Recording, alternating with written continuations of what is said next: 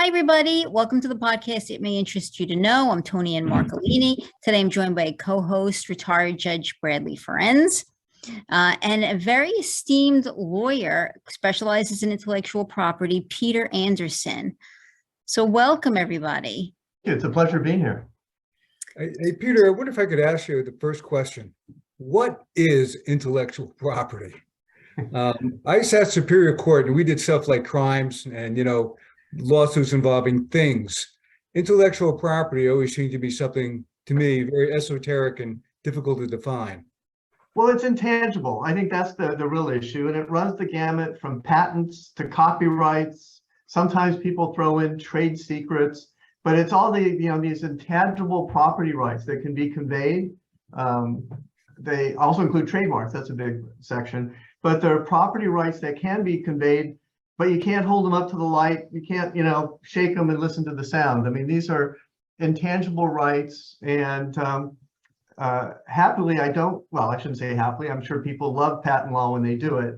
I've never done patent law. My practice is really pretty much confined to copyright. Yeah, and it's all about creativity, right? This is where you go to claim ownership on something you create. Exactly. Yeah. Exactly. So recently, there was a lot of attention on Skidmore versus Led Zeppelin. Of course, you were the attorney, or one of the attorneys in the case. Could you talk a little bit about just an overall view of the facts for that case? Sure. In 1967, 1966, there was a group called Spirit that did a short instrumental piece that appeared on their album that began with the big orchestration, and then 45 seconds in was a guitar, a strummed guitar. And that strummed guitar played a descending chromatic scale, which is, there are two dominant musical scales in Western music. The one is whole steps, and the second includes half steps, like half notes. And that's the chromatic scale. And it's the equivalent, a descending chromatic scale is the equivalent of running your fingers across the black and white keys on a keyboard, okay? It can either go up, or it can go down. It's not protected by copyright. It's been around for centuries. It's used in all kinds of music, but it has a descending chromatic scale. And there was a decision in 2014 by the Supreme Court that latches didn't apply in copyright cases. And within 2 weeks of that, a couple of lawyers filed a lawsuit claiming that the introduction of Stairway to Heaven, which also has a descending chromatic scale, infringed the 1966 instrumental recording called Taurus. So that's what the case was about. And because latches wasn't a defense, we basically had to go back 45 years. A lot of the witnesses weren't around anymore. The gentleman who created that song Taurus had died in the 90s. There were two band members of Spirit that still survived.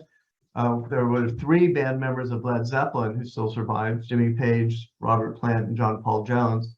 But many other people who were involved in it had gone by the wayside. And so the case was really just a copyright infringement case over whether the introduction of Stairway to Heaven copied protected expression in the Spirit composition Taurus. Is there no statute of limitations? That was my exact thought as I was thinking about it. And get heard back in the late 60s, 68.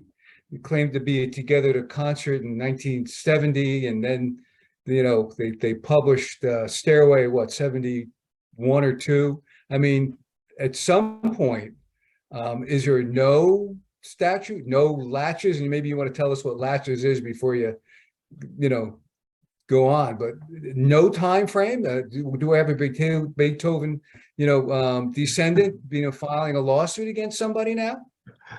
There's two limitations on when you can sue. One is the statute of limitations.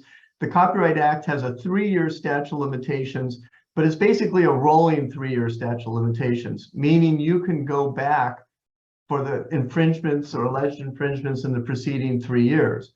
So if you set aside latches, then what you've got is the possibility, and this is what happened in the Skidmore case. The plaintiff claimed that Stairway to Heaven, who had inherited the rights of the songwriter of Taurus, the plaintiff claimed damages only for the preceding 3 years. So they filed in 2014 and wanted to go back to 2011 in terms of profits from Stairway to Heaven. The other way of barring claims is laches, which is an equitable doctrine that means that the plaintiff has sat on his rights and people have been prejudiced by that. And it is the defense that has for decades upon decades prevented people from doing what Skidmore did, from coming in after witnesses have died, memories have faded, coming in and asserting a claim that's 40 years old. In 2014, the US Supreme Court ruled that since Congress had put a specific statute of limitations, that prevented the courts from applying laches. So all of a sudden, laches went by the wayside. And ironically, the Supreme Court, Justice Ginsburg, who is, prominent in our copyright jurisprudence, said that, well, it's not a big deal because you just have to compare the works. Unfortunately, copyright cases also require copying. So one of the issues here in the Skidmore case was whether there was an opportunity for Jimmy Page and Robert Plant to even hear the song Taurus 45 years ago. And so we had testimony like, we obtained bootleg tapes of almost every concert by Spirit, and they never played this song. They couldn't because they didn't have the orchestration in a concert that they had in the studio when they did the album. So we're sitting there, 45 years later, trying to scrounge around bootleg tapes of Spirit to see if they played Taurus. There were 2 surviving members of Taurus. In deposition, they testified, yeah, I can't remember any time we played it. At trial, they said, oh, we played it all the time. So you have those kinds of issues, and it's a real shame because, if they, there's another issue too, which is back before he died in the 1990s, someone asked the writer of Taurus whether Led Zeppelin had taken the music, the descending chromatic scale. And in a recorded interview, he said, I don't know, but I don't care. They're great guys. I like them. If they want it, they can use it. And when we moved for summary judgment, and we had not only the recording of that interview, we had the published article, the recording of the interview, and the reporter who authenticated it. And the Skidmore's lawyer said, yeah, well, he was joking. And so the judge said, well, maybe he was joking. So we end up in trial. But that's the kind of thing that happens if you're talking about a claim that's 40 years old. It makes it tough. So you were saying that under the law, you can get up to 3 years of earnings. I read that 3 years of earnings, and tell me I misread it, was like $3.4 million for that song in that period of time. I have to confess, it's been 5 years. I don't remember the exact figure. It might have been something like that. I know there was an issue over the earnings because the judge had issued a motion to eliminate that they couldn't use certain earnings because they were actually before 2011. And their expert used the earnings and said, no, I'm not using the earnings. I'm not using the earnings. And then finally, on cross-examination, he admitted, yeah, I used the earnings. So there were numbers floating around that never actually were the accurate numbers. But I think you're in the ballpark. How, pardon me for asking, does one calculate the earnings of one song, for 3 years, 30 years after, 40 years after it was written? Well, you have to look at the streams of income. First of all, you get performance income every time it's played on the radio. Okay, so that's a little bit of money. Second, you get income when it's streamed. And third, you get income when there's a release of it. And lo and behold, I don't know if you remember this, but before within the 3 years, Warner Chappell and Atlantic Records released a remastered I don't remember that. Okay. Yeah. So all of a sudden you had this, big bump in sales because of the remastered Stairway to Heaven on the remastered Led Zeppelin 4 album. And then you had the issue of, well, how much of the album payments are attributable to the one track Song. Yeah. So, And only the introduction, or you get credit for the entire song. well, ironically, the plaintiff in discovery responses under oath said that the introduction is the most important part of the song. And even though it was pretty clear that it's a 7-minute epic song, and one of the things that I had at trial, I had a master guitarist who used to be the music director at the Kennedy Center, who went measure by measure and it was wonderful. He had a guitar and he said, okay, this is the introduction.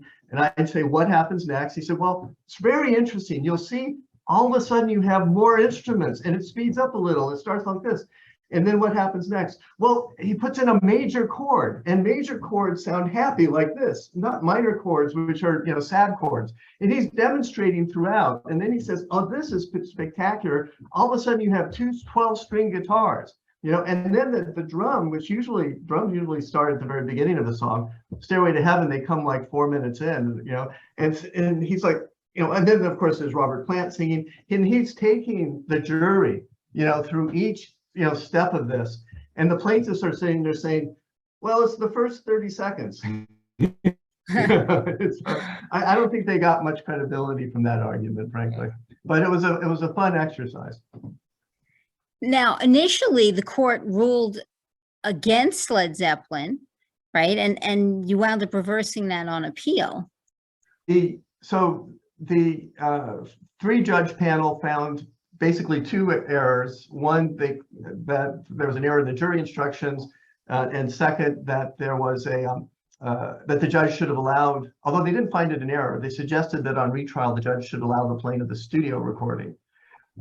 Then the Ninth Circuit granted en banc review and disagreed, found the jury instructions to be correct, found the trial judge's exclusion of the studio recording to be correct, and also went further and really clarified the law on music cases in the Ninth Circuit.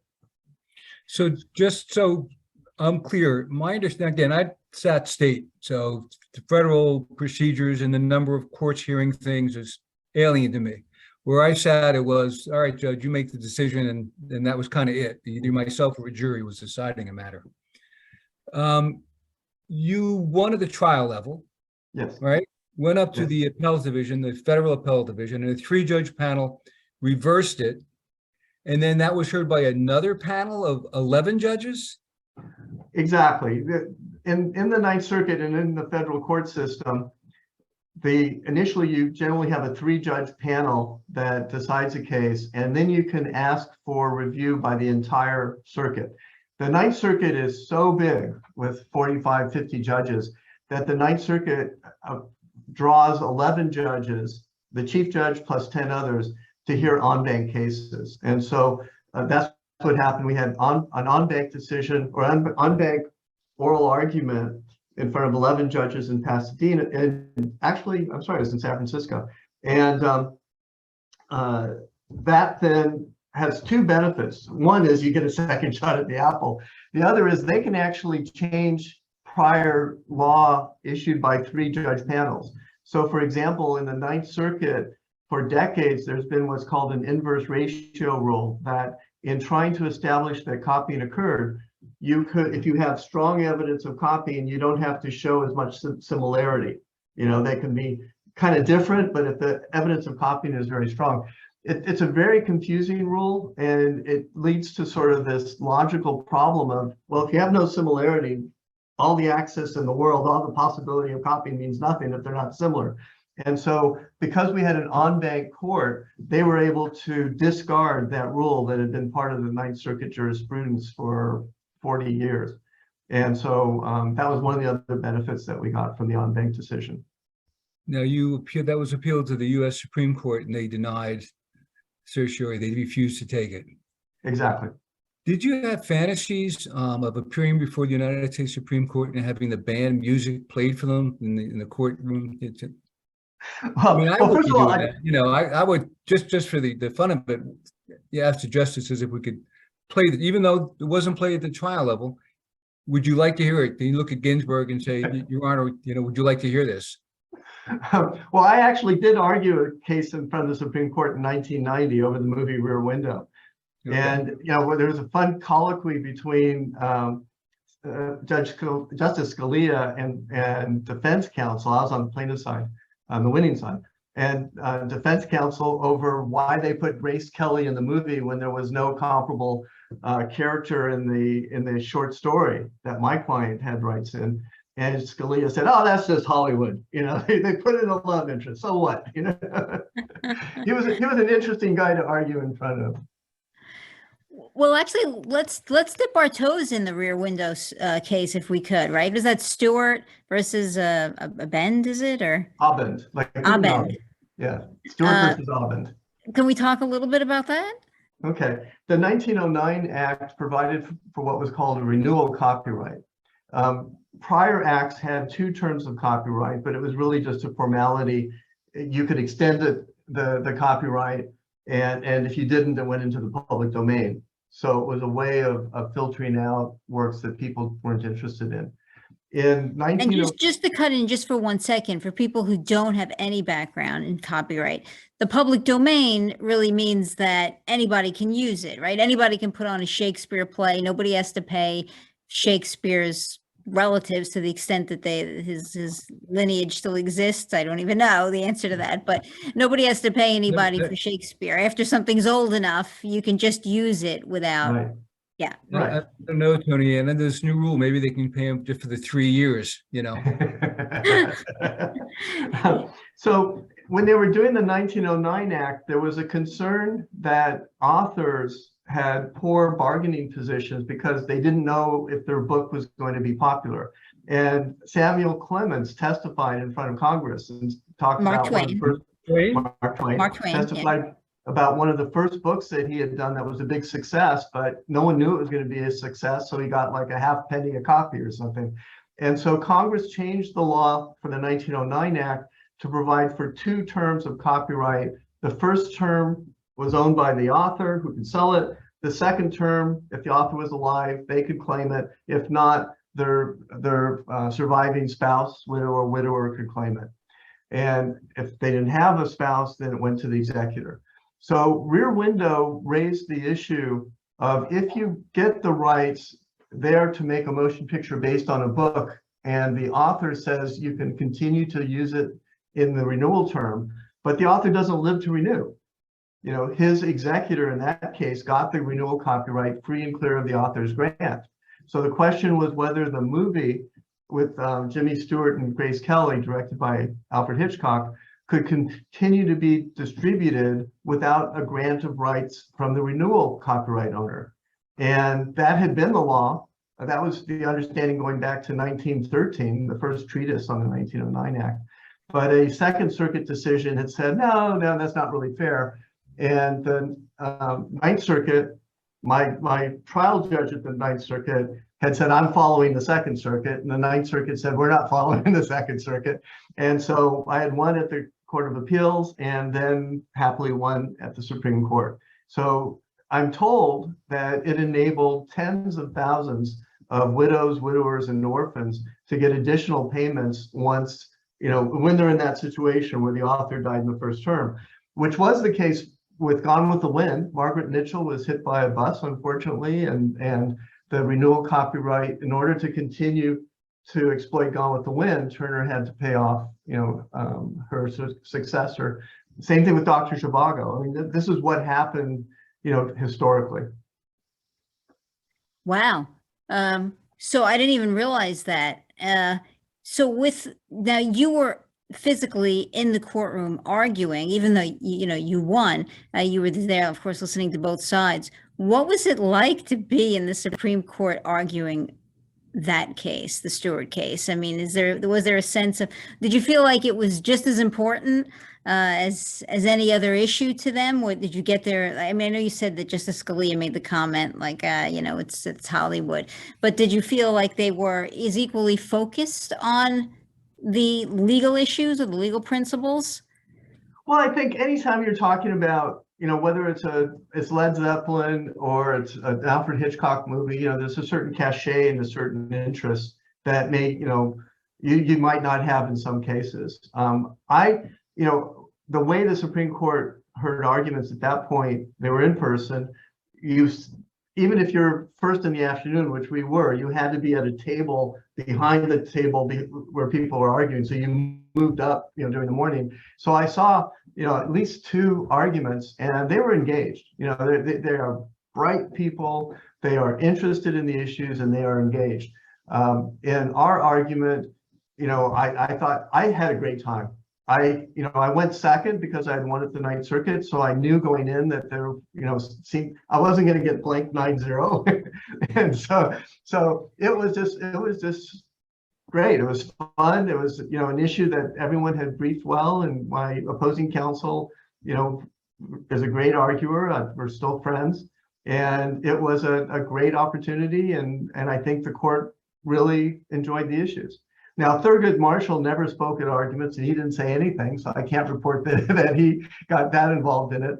But Sandra Day O'Connor, Justice Rehnquist, it was a panel from 1990, or a group from 1990, and they were all very interested in the issue.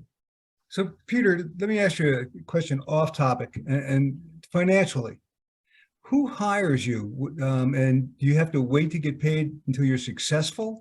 Because you're looking at people that want to be able to take a percentage of the income that's been created from this work of art, and they haven't yet been authorized to receive it. So when they come to you, they're saying, we don't have the money, or maybe they have it from some other source.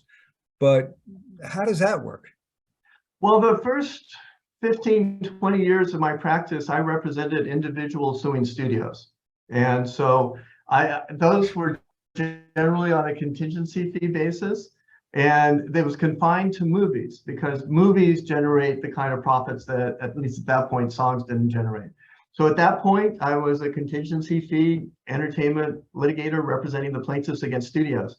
I started doing a little work for a music company in the 80s. That kind of grew into doing more work for them. They were picked up by Azamba, which was at that point the biggest independent music label, which was then acquired by BMG, which was then acquired by Sony. So I've been doing work for Sony on the defense side for about 25, 30 years. And I basically now do defense work primarily on an hourly basis for the record companies, music publishers, and their recording artists and songwriters.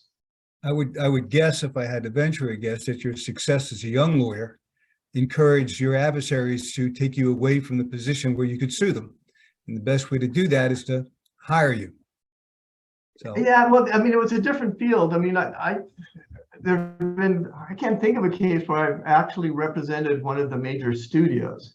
And I was told at one point that one of the studios was so upset about Rear Window that they would never hire me. And then somebody thought about it and said, you know what, we don't want him coming after us for another case. Yeah. What can we do to avoid that? Well, I have seen that happen with other lawyers, yes. Well, for Rear Window, you're kind of champion of the underdog, right? Yes. Yeah. Everybody loves the underdog, right? So you really make an impact in copyright law at that point in time, and you do help the underdog. You do help ultimately the creators, and we can't lose sight of that. Mm-hmm. Right? While the publishers or the recording companies, the movie companies, I get that they get involved with putting out the money that distributes and ultimately pushes the ball forward. At the end of the day, the small person who creates that, whether they're, writing that novel, writing that screenplay, creating that song, maybe in the basement of their house, right? That person tends to get cut out on occasion, especially if they don't have a good entertainment lawyer, or any negotiation rights early on. They're coming into it with no real background, no real track record. And I think they can easily be put in a disadvantage, and everyone else is making money off of something that came out of their head. And I get with Rear Window, you wind up championing that, right? Well, you come in strong for that creator. Yes, I mean, in the sense that representing plaintiffs, and I was representing screenplay writers who had their stories ripped off and things like that, you're representing the little guy against the big guy. Now, the interesting thing about the music practice that I have is I have yet to have a case where the similarity is actually real. People sue over 3 notes and 2 chords, even though they're completely, free for anyone to use. And for example, on the en-banc decision in Skidmore, one of the amicus briefs was by 147 screenwriters who said, you can't take the descending chromatic scale away from us. You can't, plaintiff had argued that there were, 3 sets of 2 notes that were in common, an A going to a B and a C going to a D in different places. And these songwriters said, we need to know, what we can do. And if we can't use chromatic scales, we're going to get sued. You're impinging on our creativity. So, I really did see that case as one for the underdog, for the individual creators who use descending chromatic scales, who get sued because of 2 notes that are similar, which is just ludicrous. There's only 12 notes, and so, I really do feel like I haven't gone to the dark side. I'm still representing, the creative people. So let me ask you the other question. It's kind of off topic, but you probably know the story about Willie Nelson writing Crazy and giving it to Patsy Cline for $50 on signing off on a napkin. Mm-hmm. Have you ever looked at that and said, Willie, you should have come to see me, or anything like that? It's really interesting. There's a different mindset among musicians. Yeah. I mean, Bob Dylan, I think, I remember if it was a Billboard, he gave this long speech about how we all stand on the shoulders of the people who went before us. And Bruce Springsteen did something very similar. It may have been a TED Talk where he said, and he picked out a song, and I can't remember what it was, but it was a song from the 60s. And he said, every song I ever wrote is based on that song, Yeah.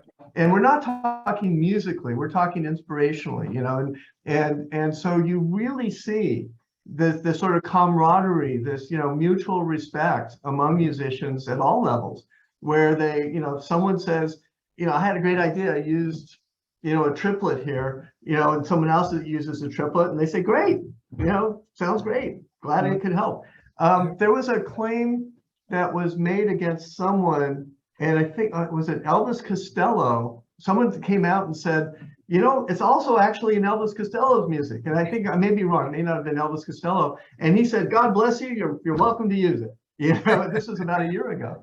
So you really see, this different kind of mindset. They're not a bunch of lawyers trying to figure out what claim they can assert. They're a bunch of musicians who want the ability to make music without being sued.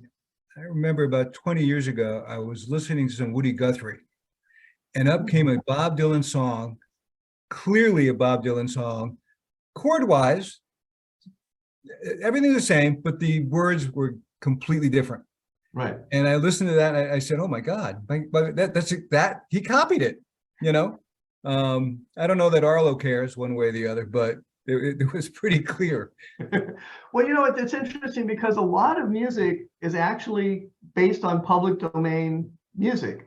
I had a case in the Second Circuit earlier this year over I Can't Help Loving You, which I didn't even know, and it was a rights case. It wasn't a music case, but it turns out that's actually a public domain melody that goes back to France in the 1700s.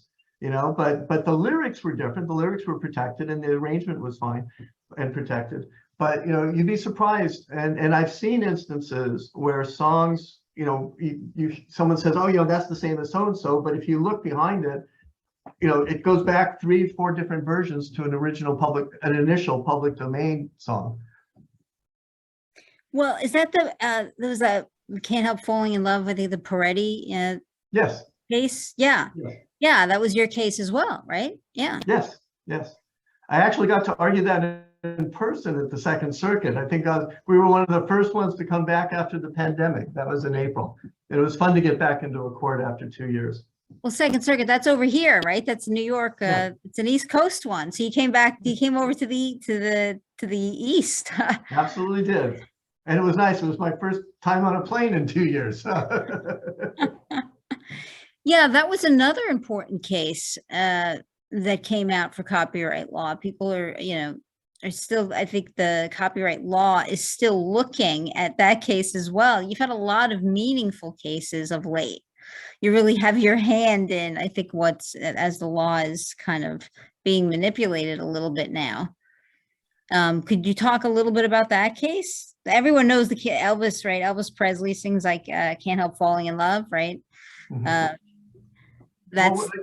We talked earlier about the 1909 Act's renewal scheme, and the 1976 Act adopted a new one going forward that replaced the renewal scheme that is called the Termination Scheme. It has 2 provisions that provide for people to terminate prior grants. And the issue was the ability of the plaintiffs, whether they had the ability to terminate the grant, given that kind of termination is limited to terminations by an author, but the author at issue, there were 3 co-authors, but the relevant author had died before renewal, so he had no rights to transfer. As a result, the transfer that my client got its rights by was by the author's widow, and her grant, a widow's grant, is not terminable under those circumstances. So it's an issue really of statutory construction. Let me ask you a different question from a different angle. Now, I was coming in to work the other day, and I had a Miles Davis on, and he was playing, as often jazz musicians do, old songs, new songs, but I don't want to say unrecognizable, but you had to listen. What kind of percentage would they be paying somebody for using their song? How would they figure that? Is there something that you have to, if he's on stage or doing something and say, let's do whatever? Is there some calculus that's fixed, or how does that work? Well, I mean, first of all, jazz, especially live performance, has a lot of improvisation, and a lot of that is just throwing in musical building blocks, things that can't be protected. You can go further than that because of what are called performing rights societies. If you go into a concert or a club that has a performing rights license, you can perform any song you want to, and the owner of the song will get royalties. Where it gets a little trickier is if you want to issue recordings, and there is a right to, under the statute, because Congress back in 1909 was concerned that Italian companies were buying all the rights to musical compositions, and I don't know where that came from, but that's what they were concerned about. And they have what's called a compulsory license system, where once a recording of a composition has been issued, anyone else can record that composition. So Frank Sinatra can record a song that Liza Minnelli did or Judy Garland did, and you pay compulsory license rates. Sometimes what's happened beginning in the 1980s is actually sampling a recording. That came up in when the new digital equipment started appearing, and that involves taking the actual sound recording and taking a piece of it and looping it through the song or repeating it. There's I'm trying to remember, Coolio. There's a Coolio song, Gangster Paradise, that samples a Stevie Wonder song, and it's an incredible song. And those, in the very beginning, in the 1980s, no one got licenses. And so I was handling a lot of these cases where you had to try and fix all that. Nowadays, everyone gets a license. It's negotiated with the record company and the music publisher. It depends on things like how long the sample is, the importance of the song, the underlying song. Those kinds of factors go into negotiating a license fee. Well, let me apologize to Toni Ann for asking all the questions. I appreciate her inviting me on here to co-host this thing. This is really her gig. So I have another question I got to ask. And Weird Al Yankovic, you raised it by saying "Gangster in Paradise."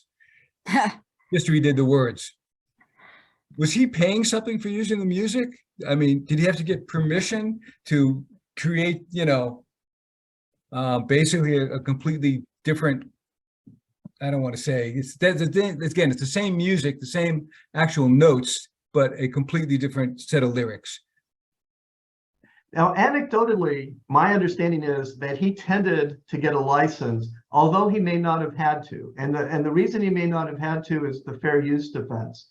The Copyright Act allows a unlicensed use if it meets certain criteria and things like it's not going to interfere with the underlying work. If Weird Al does a parody of a Queen song, no one's going to buy the Weird Al song. And the classic example is the Supreme Court decision over Roy Orbison's song, Pretty Lady, where a rap group did one that was basically about a prostitute walking through the street and all this, and it was a parody of Roy Orbison's song, and the Supreme Court said it's a fair use. So parodies, can actually get away without having a license. My understanding is that Weird Al, and I don't know this for certain, but this is just what I've heard, tended to get a license just to be safe. But parody is a protected area of speech. You should be able to make fun of things. And the Copyright Act allows for it as long as certain things are met. Interesting. Yeah. Well, that goes back to the what's the name of the case? I'm thinking it's the first time you really see it. Fisher versus Dees? No, before that, even the one with Hustler magazine. They do the article about the minister. Yes, it's where they took it up. Yes, no. Yeah, I felt like saying Reverend Al Sharpton. I know this is not him. No, they do. They remember the story. The Hustler magazine is running the moral majority. Yeah, and it's about. I remember that. Yeah. Yeah, I can't think of the name of the case, but it's like a famous Supreme Court case. Yeah, it is, and it goes back. I remember it from law school. It's that long ago, or around that time, and it's the same thing. I mean, the First Amendment allows us to criticize people and parody people, and within limits, and that was considered a fair use as well. Now, I have to ask you this: what do you envision? What would you like? Yes, I was good. Sorry. What would you like to see, if anything, change about the present copyright law? Well, I think we have to wait and see if the small claims version of the Copyright Court actually works. They started, copyright litigation can be long, expensive, and complicated. And sometimes, we see a lot of cases at the district court level about a photograph, an actress who sees a paparazzi photo of her going into a store where she was shopping it, and it puts it on her Instagram feed for 24 hours, and it disappears, and it says, this was what I was doing today. And she gets sued. And so without commenting on whether that should be a fair use or anything, those are the kind of cases that Congress thought could be easily and relatively quickly resolved by basically a small claims version. Right, exactly. And that may work, but I think we need time to see if that's going to work. In the meantime, we're still getting these cases of, a photograph, and then with delayed discovery, stopping the statute of limitations and latches not being around, it can be a photograph that, was posted in 2009. I had one like that, and someone comes out of the woodwork and says, that's my photograph, So, I think that's something that I'd like to see, if it actually works. In terms of my practice in particular, I am a proponent of the idea of the judge allowing an early determination of whether the music is actually similar in a protected way. Because a lot of these cases have issues that are unnecessary to decide if it didn't copy protected expression. And we've got decisions now, including in the Ninth Circuit, that you can't protect 4 notes. You can't protect a commonplace chord progression. But we continue to get cases where people are claiming, well, you copied 3 notes and 2 chords, and so I'm a big believer, and in those instances when the court has done it, and I've had it, successfully done, I think 4 times since Skidmore, they've all resulted in either the plaintiff just dropping the case, or in one instance, a relatively very modest, settlement. And so, I think those kinds of, that's something I'd like to see more of. Judges being amenable to that. Some of our judges figure, oh, you're just going to get into fights over this, let's do everything. And then you end up taking depositions of, there can be 20 defense, it just gets crazy. When you have an issue that a court can decide and will decide at one point in any event, then it's probably a good idea to shortcut all the litigation, shortcut all the depositions, all the interrogatories, everything, all the discovery, which can probably cost hundreds of thousands of dollars, brief it, get a decision, and then if you want to appeal it, fine, but the cost is de minimis relative to litigating everything and then finding out you've either won or lost. Right. It makes perfect sense. Yeah, and I would add to that, one thing that is unique about music cases is they require experts. Lay people can't sit there and say, well, you can't protect this music. So what you have, it's not only is it exactly what you described, but it's 2 depositions, the plaintiff's expert, the defendant's expert, and the music. That's it. Yeah. One of the things that you said, I don't want to say it troubles me, but we're all somewhat egocentric. We're all lawyers, we're all relatively bright, some, I see a guitar back there, so I assume you play as well. So, some are more musically talented than others. But, when I hear music, I feel like I can tell whether or not it's the same or similar to other music. It's like, if I have somebody making the same dish I'm making, and you could copyright that, would I need an expert on taste? I mean, why do you need a musical expert to say it's sufficiently similar? It's not somehow just almost similar. I mean, yeah. Why isn't a jury call? Because an expert can identify the things that aren't protected. An expert can tell you this is a descending chromatic scale, and that gets you there. A lay person can't tell you. And I can tell you, when during the 4 years, 5 years, the Skidmore case was pending, I asked everyone, what do you think? Do you think this is a copy? Do you think it is? Hold on, wait. Toni Ann, did you get asked? I know I didn't get asked, and he says yes to everyone. But nobody asks me at all. Everyone I knew. So I don't know if I count. After depositions, when the plaintiff's lawyer and the witnesses left, I'd ask the court reporter and the videographer. And I can tell you, and I asked friends who are musicians and friends who aren't musicians, and I can tell you without exception that the people who had a musical background said, no, that's a descending chromatic scale. And the people who didn't know anything about music and were listening to a guitar being strummed in a studio said, yeah, it sounds like a rip to me. My court reporter and videographer almost got in a fight because the videographer thought it was crazy that it wasn't. I think what you're saying is there's certain the chromatic scales, descending chromatic scales, which are not copyrightable. And if 2 people play it, they're going to be identical. And those of us who don't know that are going to say, yeah, they're exactly the same. But it's the differences within that music when they use the same structure that makes it unique. Yes, and I would add one thing to it. There's a thing in music called timbre or tone color. If you hear a guitar and a trumpet, they're different instruments, even if they're playing the same music, okay? And the reason you know it is that each instrument has its own unique tone color. So if you have, as you did with Skidmore, if you have 2 works that are an acoustic guitar, steel strings, being picked, right there, it's going to sound similar. There was an old expert who once said, every song played on a bagpipe sounds the same. Okay. Wait. I happen to know they are all the same. Exactly. And I've had presentations where I'd play two different songs on, recordings of two different songs on bagpipes, and they sound the same.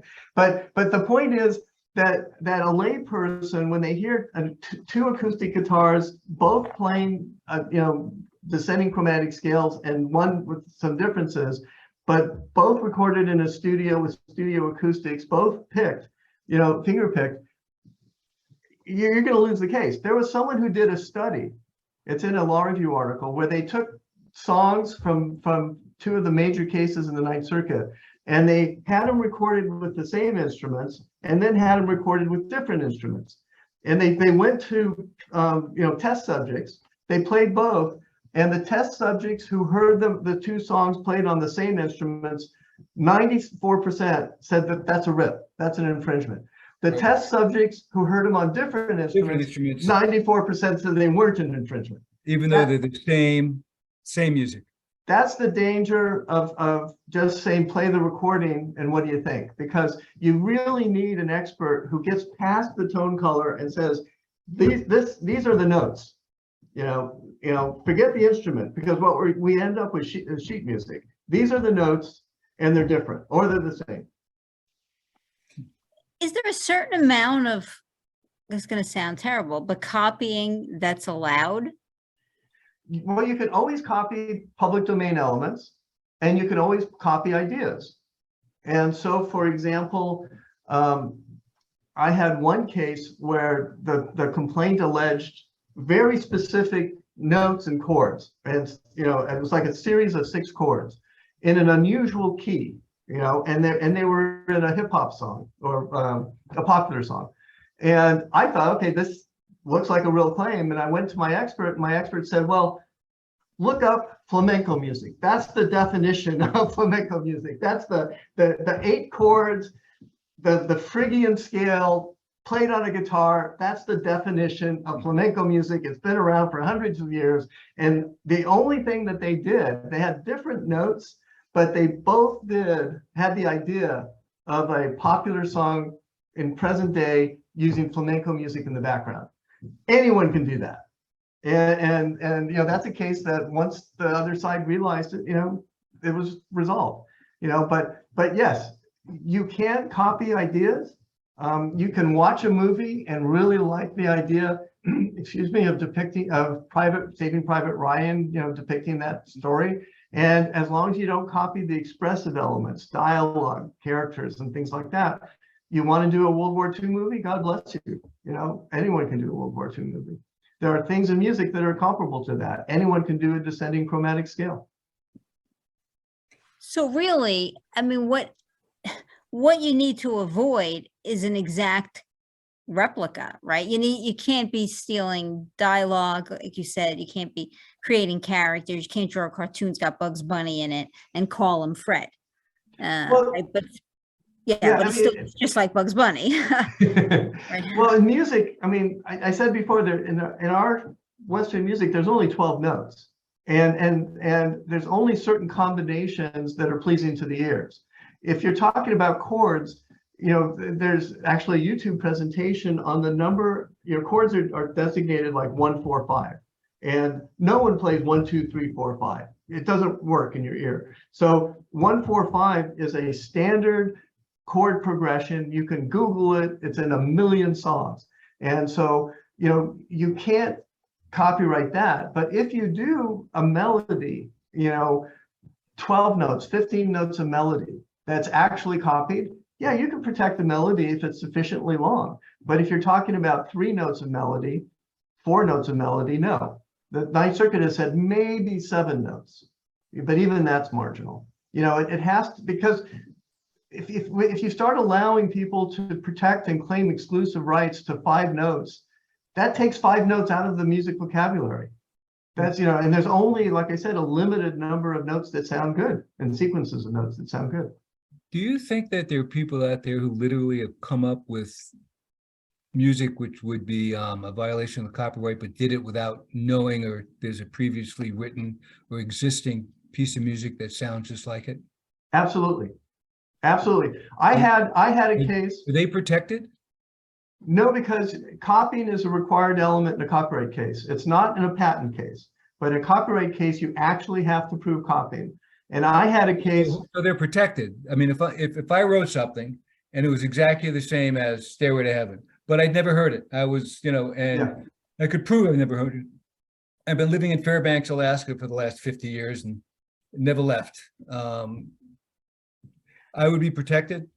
That's a classic example. You're so close to the classic example, which is a person on a desert island who writes Romeo and Juliet. Never heard of Shakespeare. They write Romeo and Juliet. Their version of Romeo and Juliet, if someone copies it, is copyright infringement. If you copy it from Shakespeare's Romeo and Juliet, it's not because Shakespeare's Romeo and Juliet is in the public domain. So that actually, you hit on another unique principle of copyright law, which is if you create something and it is, of sufficient length and originality to be protected, and you didn't copy it from someone else, you can claim a copyright in it. Well, my father was fond of saying that if you put a monkey down at a piano, eventually that monkey's going to hit a chord. So I would assume it does in fact exist that people create the same melodies. Well, there's actually a Ninth Circuit case about a monkey who took a photo that said a monkey cannot be an author. which to give you a hint into, a peek into the Ninth Circuit, there's actually a case before that ruled that aliens cannot be authors. From a we didn't know about that religious group that claimed that their work had been written by aliens and that someone copied it, and the court said, well, if they were written by aliens, can't help you. So we actually had the monkey selfie guy on the podcast. Yeah, it was very interesting. Again, I think copyright law is not covered enough, given the fact that people want to know about this. I mean, I get a lot of questions of people, wanting to know, they want to create a song, they want to create something, and they want to know when, how much even copying can I do before I get in trouble? That's like a common question, because, if I hear a song, like you mentioned, Stairway to Heaven, it's a 7-minute song, and somebody's making a case of the fact that, the first 25 seconds, the first 50 seconds has something similar. Is that a high enough percentage of the music to be considered copyright infringement? And when do I cross over the line? Like, when do I cross the Rubicon? And I get that question a lot from people. And I say, I'm not sure when you cross the Rubicon because I don't do copyright law. But somebody does and can answer that.